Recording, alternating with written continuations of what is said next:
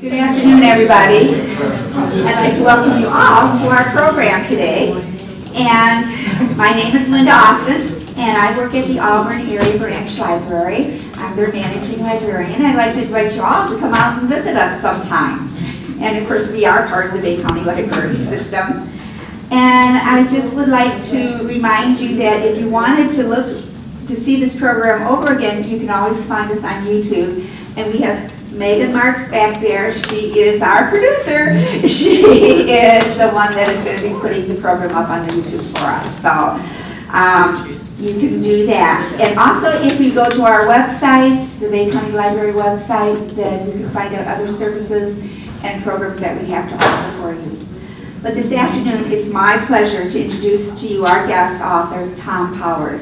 He will be sharing his book, Stick 'em Up, Michigan Bank Robberies in the 1920s and the 1930s.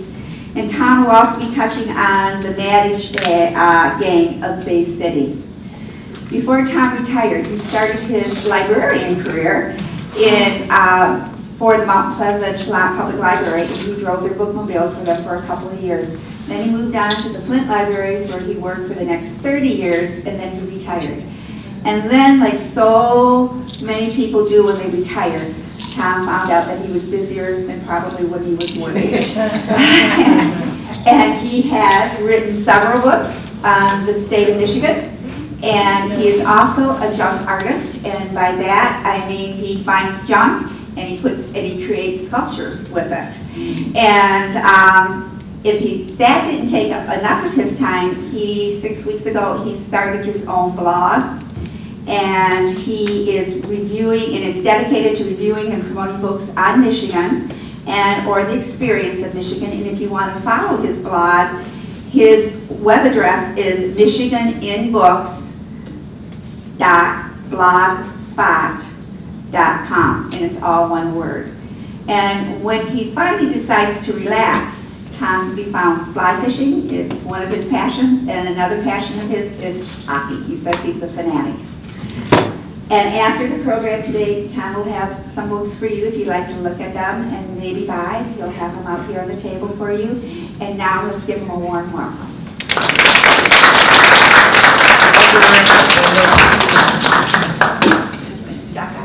It's a relief to be here because I became absolutely and hopelessly lost. Thank God for Cops and Donuts, because it happened to be open, and I went in there and I asked, how do I get to the library? And this is also sad. A librarian of 30 years.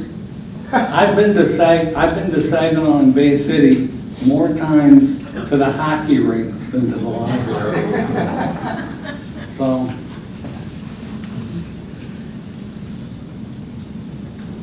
I also discovered another recent problem. It's looking out, like many of you can share it with me. Getting old is not for wimps. I used to be up here and be able to stand at any podium and talk. Never had trouble before, and the first time I went to talk about this book, I went and I looked at my notes. Couldn't read them. I was too far away for the bifocals. I mean, not close enough for the bifocals, and too far away for the others. So I'm going to stumble because I still can't read my notes. So most of it's going to have to just be ad-libs. Prohibition in the Roaring '20s has always been a fascination to me. I don't know why.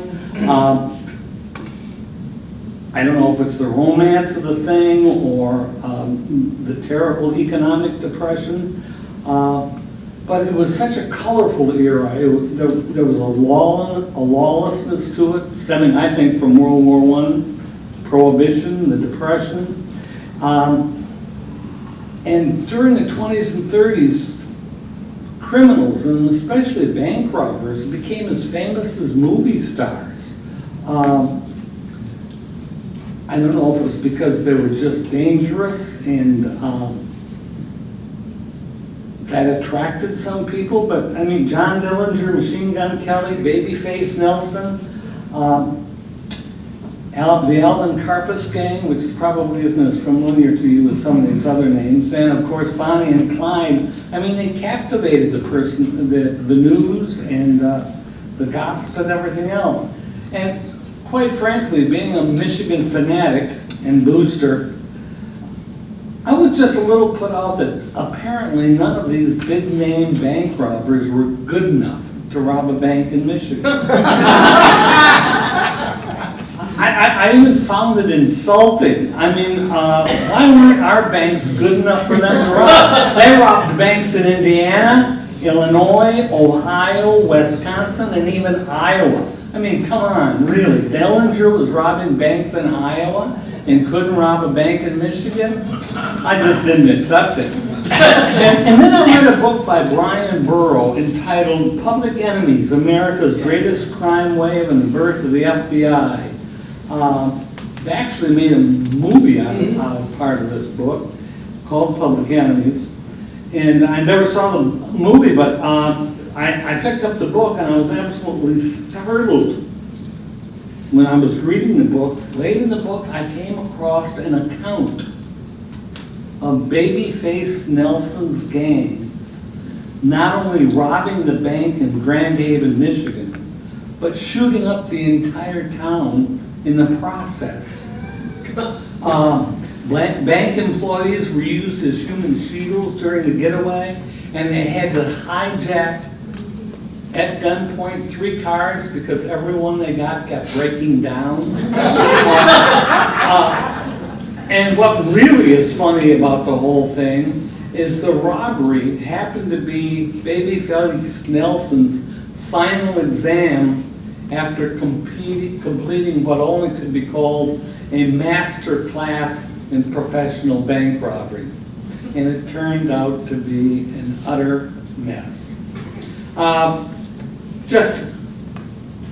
brought it up, I want to finish the subject. You, of course, have all heard of Babyface Nelson, who came from Chicago, stole cars, moved up to armed robbery and then home invasion even. His gang would break into a wealthy north side home and literally keep the family hostage in a dining room or living room while the rest of his gang went throughout the house and collected all the jewelry, the art pieces, and anything of value. He was briefly a gunman for Al Capone, but Al Capone fired him, let him go, because he was so hot-tempered, violent, and unpredictable that the big boss Capone didn't even want him working for him. Many of the Chicago criminals rented cottages during the summer along the south shore of Lake Michigan on Indiana, especially near the National Dunes Lake Shore. And Nelson did this one summer and found that he was living just $2 down from Alvin Karpis of the Alvin Karpis gang. And so he went down and asked Alvin if he would teach him how to be a professional bank robber. Not just one of these guys who walks in a bank and walks out with a couple $100. He wanted to be a professional, lifetime career bank robber. Alvin Karpis didn't want a thing to do with the man. He knew he was dangerous and unpredictable, but he was so dangerous and unpredictable he didn't want to tell him no either. So he told Babyface that now he couldn't join the gang, even as an intern, but that he would send him one of the great experts and one of the great minds of bank robbing, a guy by the name of Eddie Benz, B-E-N-T-Z. Let me read the way Benz came to look. Come on, where are you? I got too many notes in my book. Benz approached robbing a bank as if it was a military operation and showed Nelson and his newly recruited gang how to select a pigeon to be plucked, estimate the take, how to case a bank prior to the real thing, and how to conduct oneself once the gang entered the bank. According to Bentz, each member of the crew who walked into the bank had special and specific tasks, and so detailed that if they could have been written up in all their minutiae, they would have resembled the government job description. Bentz also explained that the getaway, or the get as it was called in bank robbing parlance, had to be, the driver of the getaway had to be thoroughly planned out by the crew member doing the getaway car. In that day and age, of course, there were no street signs at crossroads out in the country. There were no street names a lot of times put up on them even. So the man who was driving the getaway car literally had to spend days driving all around the town where the bank was going to be robbed so that he could decide what was the fastest way out of town to avoid pursuit and roadblocks. Now, he just didn't have to decide this. Once he figured out how and they were going to get away, he had to write these down in detailed instructions. Because what happened if he got hurt during the getaway and somebody else had to drive the car? He then had to write down, as I said, lastly, the getaway driver served as a cleaner. That was another term that he used, which pretty much meant just that, cleaning the street and keeping the law and the armed citizens at distance while the crew came out of the bank and piled in the car. The broom used to clean the street was either a Thompson submachine gun or a Browning automatic. Now, the Thompson submachine gun literally was invented by a man by the name of Thompson to be used in World War I, and it was going to be called a trench sweeper, because once a man with a Tommy gun got into the trenches, German trenches, he could sweep them clean. The gun never went into production until after the end of World War I. So it wasn't used in World War I, but the Chicago mob made up for it, because the Chicago mob and bank robbers adopted the gun, it was the gun to have. The People's Savings Bank of Grand Haven was picked, and the crew's graduation exercise began. And one man in the town of Grand Haven screwed up the whole thing and nearly caused a total calamity. When the bank was being robbed, an employee pressed the silent alarm, which goes off down at the police station, but for some unaccountable reason, in the furniture store next door to the bank. The man who worked in the furniture store was also the town mortician. For real. Yeah. So when the bank alarm went off, he grabbed his gun. He went out in the back alley that led to a side street next to the bank, and he saw the getaway car sitting there, knew it was the getaway car, so he aimed his rifle at the car until the getaway man became so upset by having a gun pointed at him that he sped away, leaving the robbers in the bank. Then the mortician stood at the side of the bank, at the side door, with a gun in hand, waiting for the crooks to come out. And when they did, they used the bank employees as human shields. Now, I don't know if this mortician didn't have a real good sense of the worth of living, but you would have thought that that might have made him pause before engaging the crooks in gunfire to have your friends and neighbors being the human shields. It didn't. He opened fire, and there was a raging gun battle. If you want to know the rest of the story, yeah, you got to read the book. As an amateur writer and an amateur historian, and who's someone who spent 50 years reading Michigan history and exploring Michigan history. I especially love digging up stories, forgotten stories of Michigan history. I was absolutely smitten when I read this chapter in the book. And I thought of something like the 1933 Grand Haven robbery happened, and the whole town was shot up. It must have happened. It must have happened more often. I mean, you don't read about it in any Michigan history books. You don't even read about it in Michigan History Magazine. There was just no talk of bank robberies in it, but here was this one. It was so violent. So I went to the Flint Public Library, where I worked for 30 years, and started going through the local history collection and the newspaper. And I simply couldn't believe what I learned about bank robbery in Michigan in the 20s and 30s.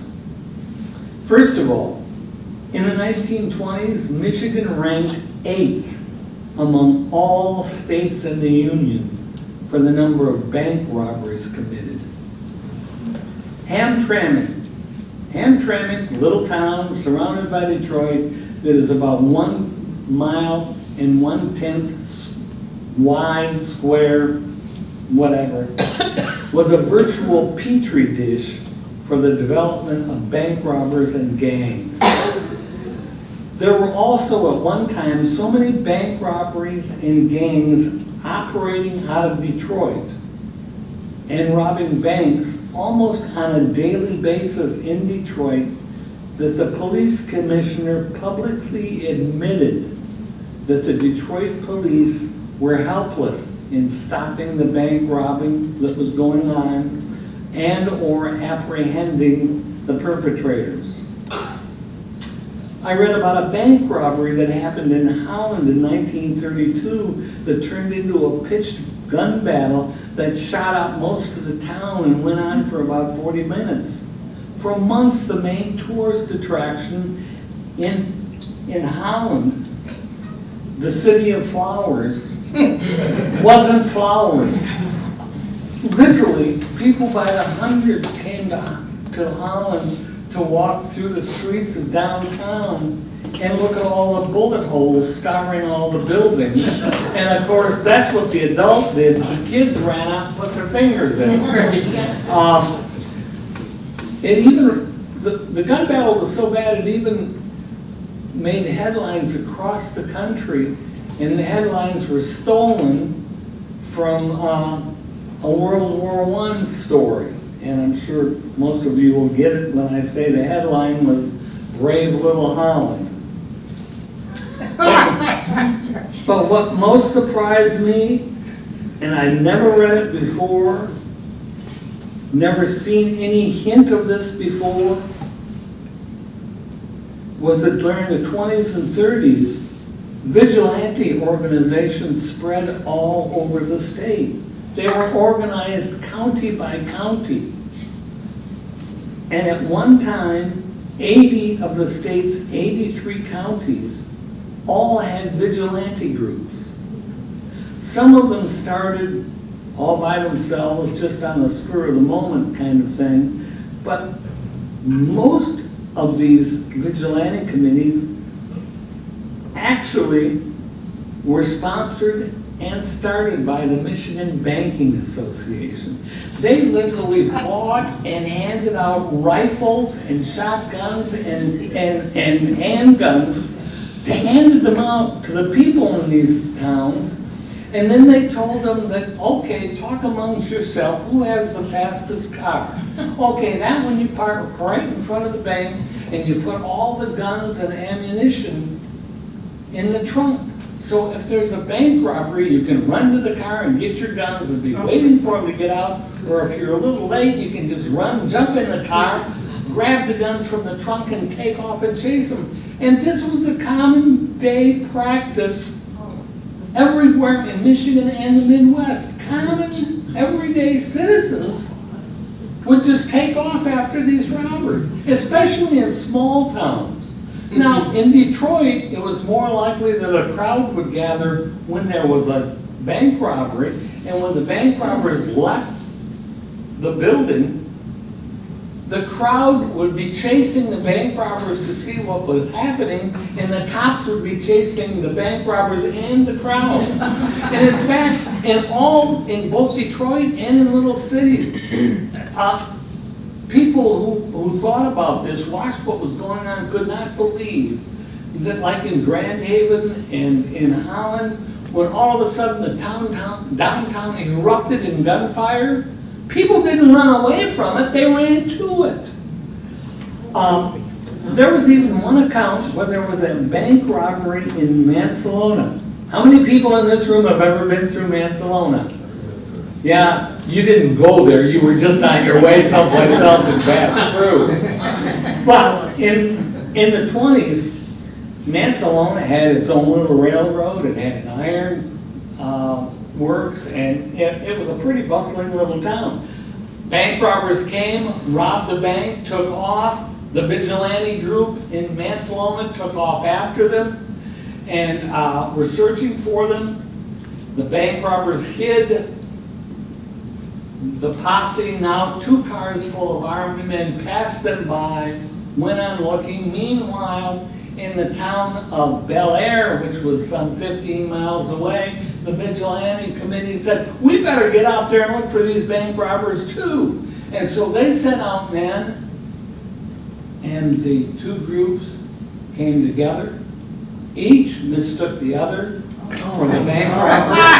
And there was a 2-hour gun battle just outside Bel Air, by the Bel Air airport where it is now, in which one man was shot in the back, happened to be a doctor, and he was paralyzed for life, but that was the only injury. But that went on for 2 hours, and by the time the shootout was over, there were more than 1,500 people lining the 2 roads watching the gun battle. And of course, out of those 1,500, a lot of the men picked up their guns before they went, and they thought they'd join the turkey shoot too.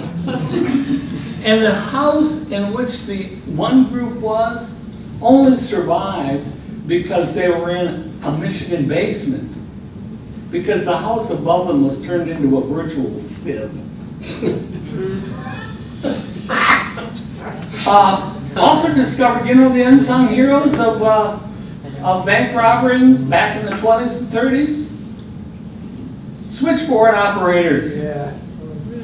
As soon as the switchboard operator knew a bank robbery was going down in her town, she called police within 60-mile diameter from their town and alerted the police. When a bank robbery happened in Metamora, Michigan, which is south of Lapeer, the telephone operator called the Pontiac Police and Sheriff, the Oakland County Sheriff, the Lapeer County Sheriff, and the Flint Police Department. And within 20 minutes, there were 500 people chasing these bank robbers, because after she got done calling police, she called farmers out and around the Metamora area, because she knew them all. She was a switchboard operator. She told them there was a bank robbery that had just happened, described the car, be on the look about it for police, and if you want to join the party, come on down and get with all the rest of the guys that are hunting them.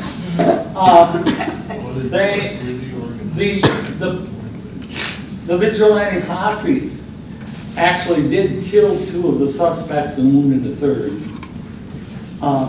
And the thing that gets me was, in all my reading, I never crossed anything in which officially the vigilantes are very informally controlled or recruited, sometimes by the county sheriff.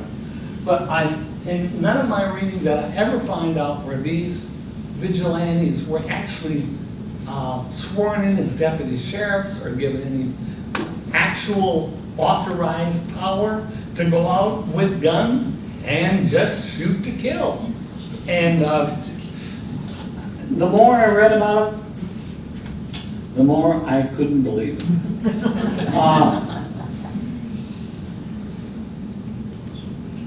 I also could not believe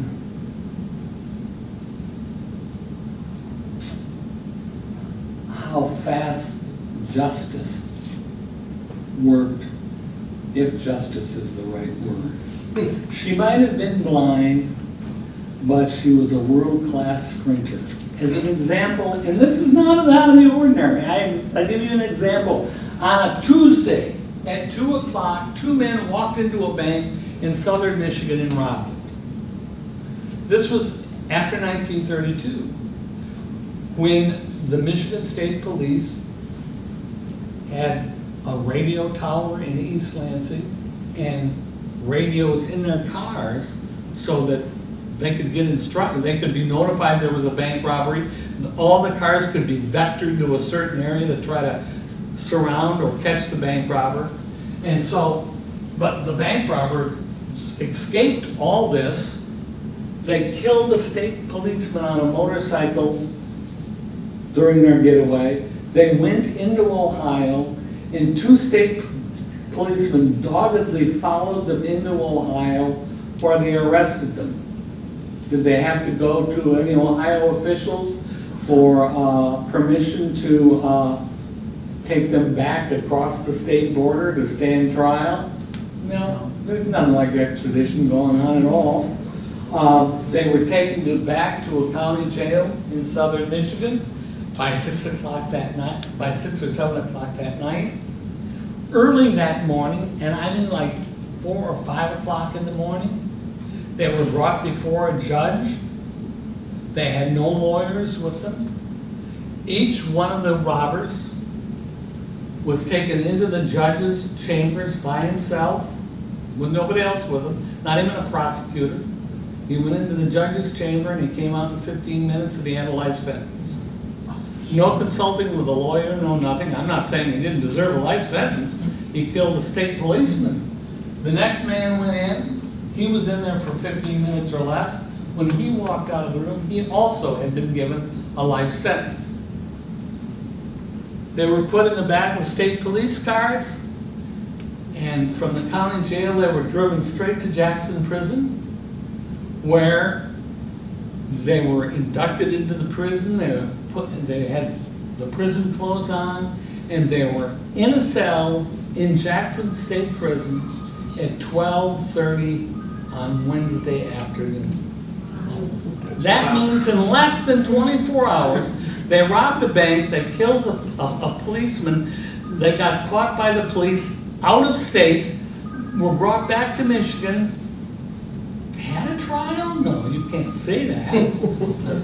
Justice was handed down, but all of this, and they were in a prison for life, all within 24 hours. So what's wrong with that? That's what's wrong with that.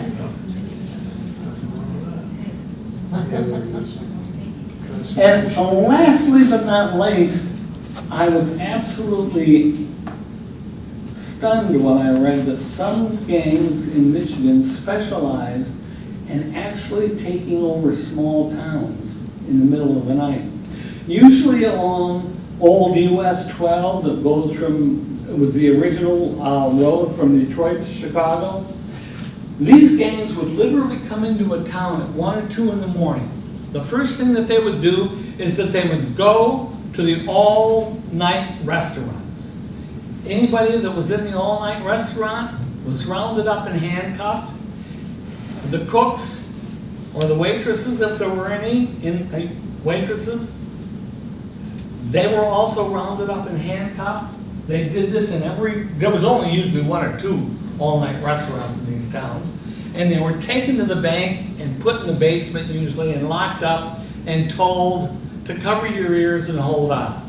Because the rest of the gang then went and cut all the outgoing cables from the switchboard operator's office to every city out of town, so you couldn't reach out of town. And after they did that, they went to the business district where the bank was, and they literally shot out all the lights So it was dark there, nobody could see their faces, and when people came out to see what the shooting was about, they actually shot at them, but on purpose shot high over their heads to drive them back into their homes.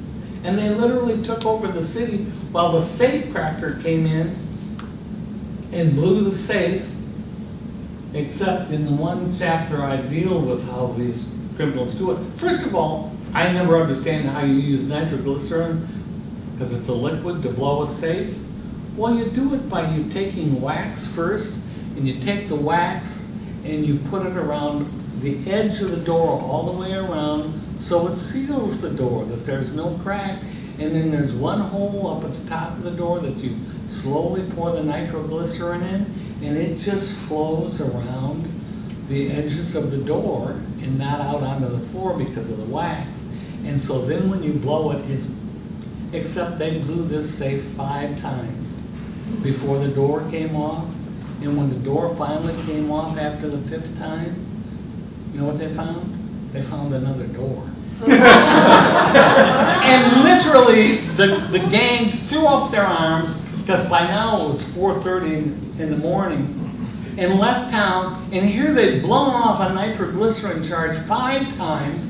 The bank was in just a total shambles. Windows within 3 and 4 blocks of the bank were all busted out, and they terrorized the town and left it. And this happened not often, but on a regular basis. And now, to get down to some local business, I don't know if I'm pronouncing this right, and I mean, I've struggled with it ever since I wrote it. How many of you heard of the Madage gang, or the Mad? Manage. Do you know how to pronounce it? Manage. Madage? Yeah. Okay, thank you. You're welcome. In 1919, Bay City experienced a small but a growing concern, a crime wave. In August 8th of 1919, the Bay City Iron Works safe was blown open. On November 7th of the same year, the Breen Hardware, B-R-E-E-N, the Breen Hardware store in Bay City was robbed of shotguns, handguns, and ammunition. And on November 19th, same year, 4 men robbed the Standard Oil service station in Bay City. They only got $200, but on their way out, for no reason, just out of plain cussed meanness, they beat up the employee and beat him up badly. The only clue? The man who worked in the service station, even though badly beat up, had staggered out and seen them drive away, and they drove away in a green Cadillac touring car. By the way, I failed to mention that if you were a bank robber, bank robbers did think of themselves professionally, and one way to do this was a serious bank robber was better dressed than the banker he robbed from all the time. 3-piece suits, fedoras, I mean, dressed to the nine. And they always drove better cars than the police. Always. In fact, Henry Ford even got a letter from a crook. It was addressed to Mr. Henry Ford, Detroit, Michigan. While I still haven't got a breath in my lungs, I will tell you what a dandy car you make. I have drove Fords exclusively when I could get away with one. What a great fun. For sustained speed and freedom from trouble, the Ford has got every other car skinned. And even if my business hasn't been strictly legal, it don't hurt anything to tell you what a fine car you got in the V8. Yours truly, Clyde Champion Barrel.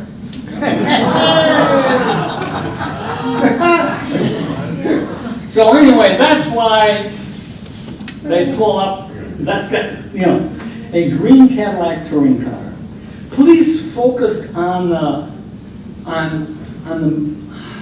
Madaj gang again. I know I'm gonna pronounce it forever. It's not gonna click. Steve's gang. They were pretty sure he was involved, and he hung with a bunch of tough young men, all back from World War II. Steve had even gone over as an ambulance driver, and he was such a problem before the war ended, he was shipped back home.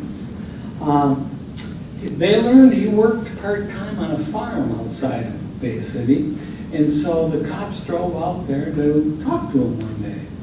And they were driving out in their Model A, and they were getting stuck in the mud and were having trouble getting through. And there was a farm boy on the road, and he was laughing at him.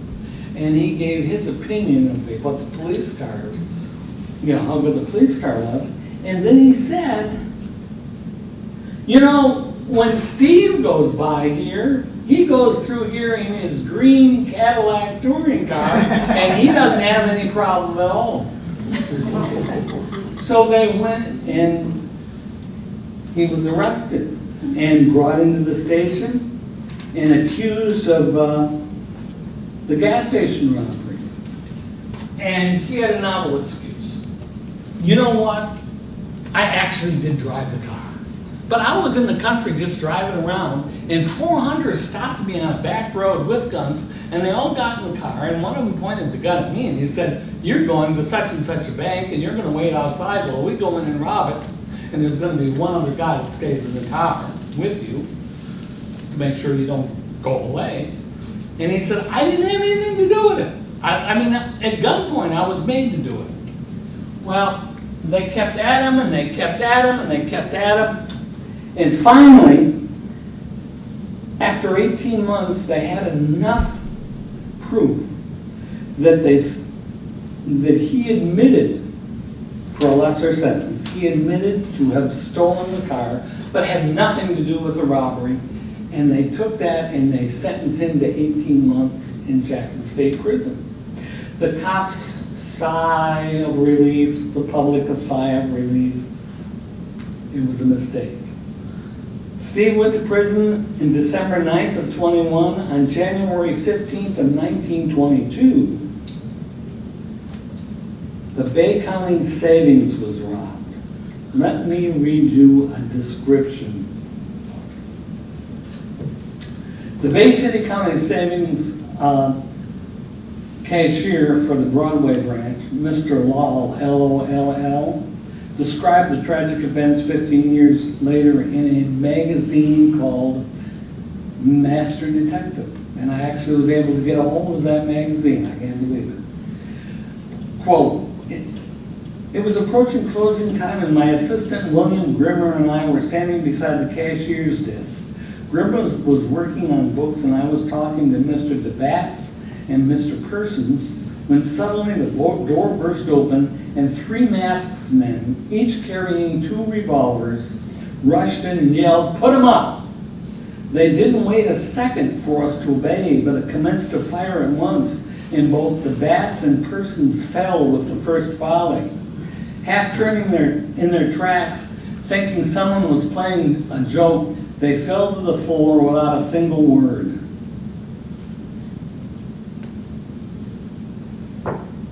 They then came in the bank, still shooting at and everywhere. The people that were in the bank were hiding behind tables, were laying on the floor.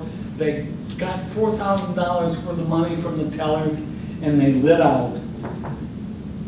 When the police got there just moments later, the one man was dead, the other one died while a physician was with them. Police didn't have a clue who it was. They really didn't. They searched. They had vigilantes in cars for 2 days, going all over the place.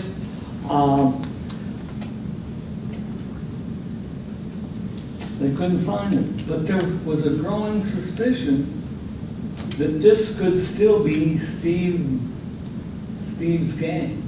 And so one judge wrote to the governor and said, can you have him brought to Saginaw in jail so we can talk to him? And if we could break him or we can get him to implicate anybody in the game?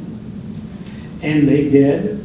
And he spent a month in the jail in Saginaw and would not crack, would not admit to anything, wouldn't squeal. And they were just about ready to send him back to Jackson when they got another tip. A young man who was supposed to be with the bank robbers that night was told the night before, we don't trust you, you're just a kid, you can't go. So he came to the police and told them everything. In fact, told an assistant DA. Assistant DA swore that nobody would ever know his name. Until this day, they don't. But it was enough to arrest the gang. And then the assistant DA had Steve put in a cell down here, and right above him, he had a member of the gang put in a cell. And it was one of those cells where you could actually get over to the side and look up at the other cell, and you could talk back and forth. And the assistant DA knew that both of those men spoke fluent Polish, and that they could not resist talking to each other. So he got a stenographer who knew Polish. He dressed them as a bum and put him into the jail next to Steve and left him there for 2 days. The Steve and the other guy talked about the bank robbery, talked about everything that happened. The gang had so little money after Steve had gone away to prison, they were literally penniless. That's why they did the robbery, not waiting for him to get back. So the assistant DA then goes into the 4 men in their jails, and he tells them exactly what happened, and in the order of it happened, and they don't have a chance. They're caught, and here is what's going to go on in court. So they all pled guilty. But one of them was just absolutely sure that they were going to prison because Steve was a rat and had told them everything. Well, he knew something too. He happened to be walking down the street with Steve before the war started in a nice part of town when they walked up behind one of Bay City's logging barons, long retired, but very wealthy. And Steve pulled a gun and put it to the back of his head and said, this is a stick-up, give me your money. And the old-timer turned around to look at who was threatening him, and Steve pulled the trigger and killed him. And it was a murder that had gone unsolved for all this time. And now they had Steve, and he was going away to prison, and he was sentenced to 2 lifetimes. As he was being taken away, he said, a prison will never hold me. Within a year, he escaped, but he was caught within 2 or 3 days. 6 months to a year after that, he escaped again and simply disappeared for months. He was seen briefly, the authorities thought, in Chicago, but it was like he was just smoke that just dissipates in thin air. And then on September the 14th, 1924, no, I got the wrong date, excuse me. Then on June 18th, 1924, here he is with another guy, not even any bandana over their face, walking into the Kosciuszko branch. Is that anywhere near right? So I don't even have to pronounce it again. You know what it is. They caught him he walked into this bank, with a big smile on his face and said, hand over your money, and walked out with several $1,000. And again, he literally disappeared into thin air.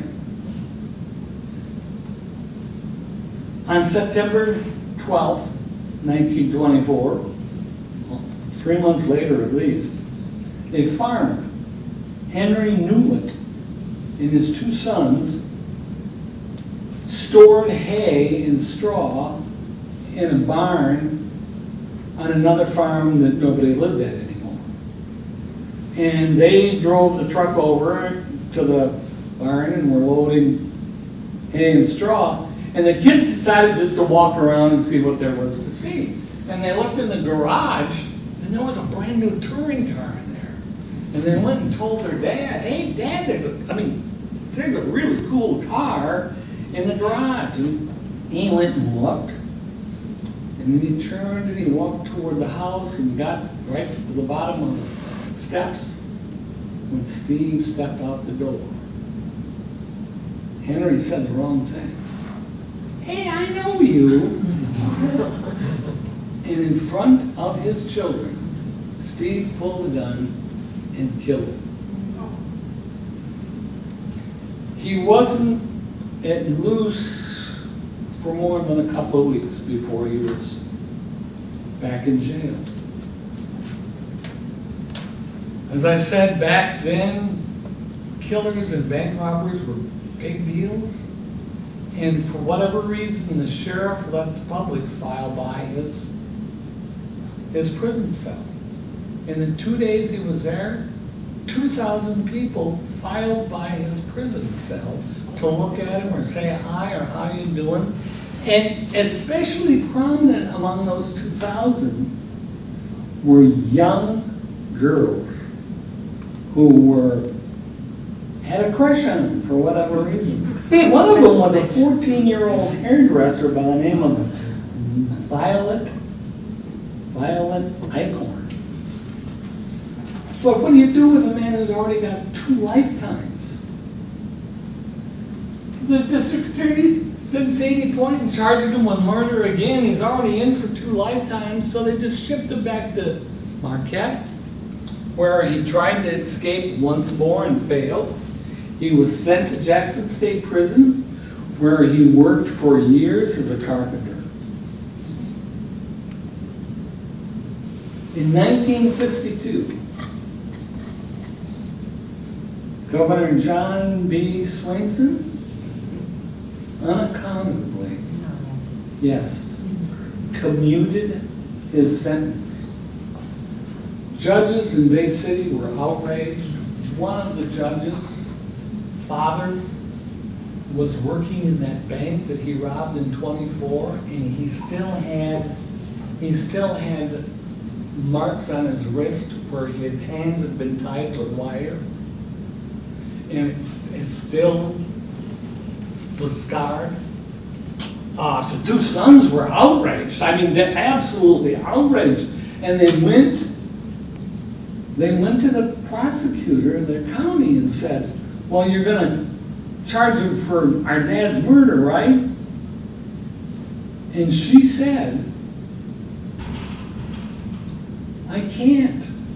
It's been too long ago, and there are no, and this is the mysterious part, eyewitnesses. Or witnesses. Well, she discounted the 2 sons because they were too young? Or what? I mean, I could find no explanation in any of the research I did. But they said, okay, we're going to kill the SOB. And she said, if you do, I will prosecute. So, Steve was released, walked out of prison, and married Violet Eichhorn, who had been writing to him for years in prison. They lived a peaceful, quiet life in Bay City. They were married for 15 years. Violet died in 1977, and Steve followed her to the grave in 1979, not too long ago. This is how, whenever I do this stuff, that's not too far in the past. This is almost current stuff. They are buried side by side in Bay City's Elm Lawn Cemetery. Have you been to the grave site? You've seen it? Absolutely fascinating chapter. And I told you most of it. There's some of the facts, I just didn't want to talk forever. It's already 10 to 1. By the 30s, the huge epidemic of bank robbery by the late 30s was coming to an end. I got a kick out of one bank robbery that happened in Metamora. The guy walked in and handed a note to the teller, and the newspapers were just aghast that somebody would rob a bank by just handing the teller a note. Well, yeah, that's standard operating procedure today. But first, the state police, with their radios and receivers in cars, really made it harder to be a bank robber and not get caught.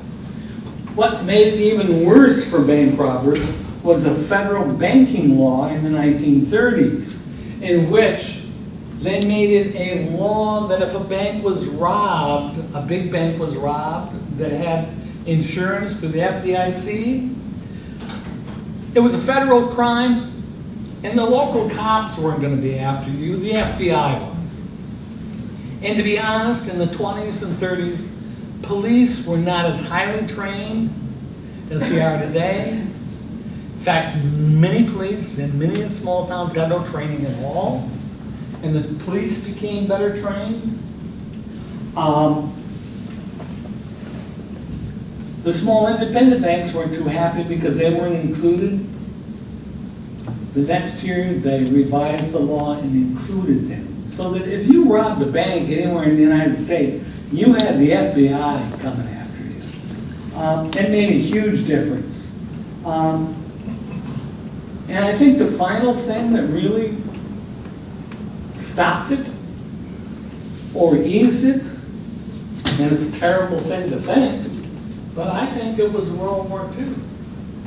Think of all the guys who went into service, all the young ones. You couldn't get in trouble. Not if you're being drafted left and right and you're in the armed forces. I think it made a big difference in cutting down the number of bank robberies and the number of bank robbers. And you weren't turning to bank robbery because you didn't have a job in the Depression. Thank you for coming. Great crowd. Do you have any questions at all? I'd be happy to try and answer them. Yes? Do you happen to have the address of where Violet and Steve lived in Bay City? No, I don't. Okay. I never saw one, and I would hesitate to put it in the book because I don't know who lives there now. For instance, there was a bank robbery in, I think at Metamora, in which 2 of the men were killed, I said, and one was wounded. The one wounded man was from Flint, and it actually gave his address on Fenton Road, 16-something or other, Fenton Road. And when the police went there to check up on it, they found that there were 2 stills on the 2nd floor operated by the guy's wife. And it might have been a central chapter for this huge gang that worked in stealing cars, robbing banks, making and delivering hooch. It actually gave me the exact street number of the house. I just couldn't put it in. I don't know if it's there. I didn't drive by it, but I put in the 1600 block of Fenton Road. And I figured, because I don't know, if somebody's living in there now, they don't want people driving by. That's if people would, but I suppose if you're in the area and you've read the book, yes. I think it was in the south end of Bay City somewhere that Steve, Mardai ended up by what I remember. Oh, in South Bay City? Dave Rogers is still around. He's worked for the museum and used to write for Racing Times. That's fascinating. I try to think of them living a quiet life in Bay City when the guys killed, 2 people and. I don't know how to show. I understand those guys didn't kill him, but he was found somewhere. He was all beaten up, bandaged. Oh, he was? Oh. So somebody Did Yeah. extract a little justice, or more justice from them. Yes, The Purple Gang, were they just out of Detroit? the Purple Gang, yeah, they were basically Detroit, and the Purple Gang, if you wanted to be in a gang that robbed banks in Detroit, that was okay with the Purple Gang, because the Purple Gang wasn't into that. What they wanted to do, and what they did, was they literally controlled every gallon of hooch that came over the Detroit River. They literally controlled it. If they themselves weren't moving it, somebody paid them to allow them to move it. In fact, in the 20s, and I love this, the little town of Ecorse, just south of Detroit, just a little town. It was, in the 20s, the #1 importer of liquor in the world. Seriously. There was a distillery right across the river. It was hidden by Fighting Island. So, you couldn't be looking at binoculars to see who was loading up or where they were coming. And they literally, on the American side of the river, I happen to know this because some bank robbers from Detroit were caught in this. They literally would dig channels from the river all the way up to Jefferson, and then they would cover them over so that you could literally disappear. You would drive in from the river into this, what looked like a tunnel, and literally disappear and drive the boat all the way to Jefferson where it would be unloaded on trucks. So, as long as you didn't mess with their booze, the Purple Gang were okay with you. And at one time, Capone wanted to move in on the Purple Gang, and he sent some representatives to Detroit to discuss the possibility. The representatives never made it back to Chicago. They were ruthless killers. And I don't discuss them in the book because they weren't bank robbers. I think there may be a sentence or two, but some other people have written some really good books on the Purple Gang. Anything else? Well, thank you for being so polite.